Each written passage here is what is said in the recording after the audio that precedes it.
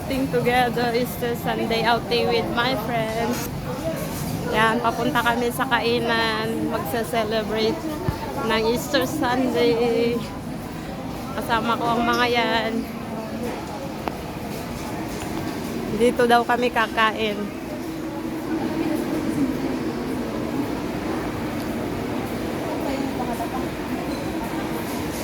Ito yung mga kasama ko. Nauna na sila. Dito. Dito kami kakain. Yan ang mga kasama namin. Dito kami ngayon guys. Kakain ng lunch. Yun yung mga kasama namin. Have a taste of Indonesia. Ito yung mga kasama namin na kakain. Magsa-celebrate kami ng Easter Sunday ng mga Asher team.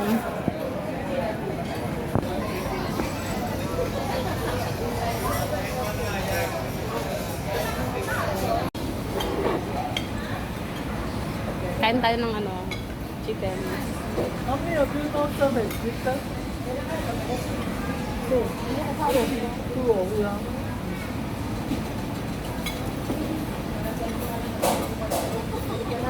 Every Sunday, so instead of go and spend money, serve the Lord.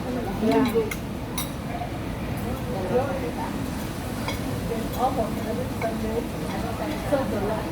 Instead of spending money, go shopping, serve the Lord. Walang pang shopping.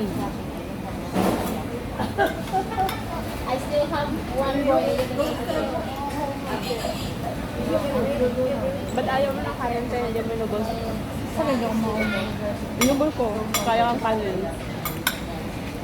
Mula noong lumipat ako sila, konti lang ang kinakain. Parang sanay na rin ako.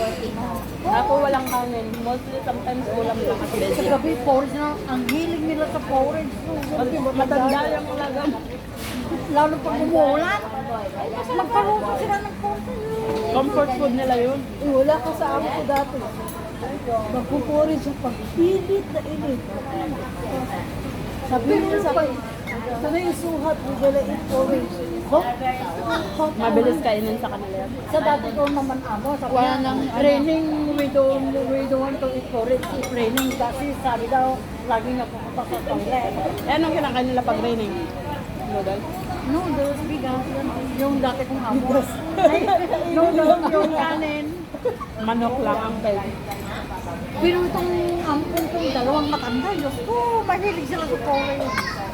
Tanghali porridge. Lime juice. Mas masarap niya ito kasi Baka ibang gumawa ngayon.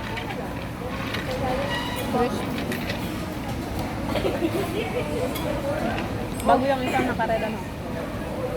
hindi yan mag-aakil. Hindi, ngayon ko lang nakita. Oo nga, pero hindi dati. Sila pa Ay, ako mag- matagal. Ano si nagawin nga dati? Matlakan nga tayo, matlang, di ba? Manolati. Pilipino din, marami din umuwi na. Natira na lang yung mga chili lang. Give me all, what's that? Chili sauce. Chili, chili. Chili sauce. Chili lang natira.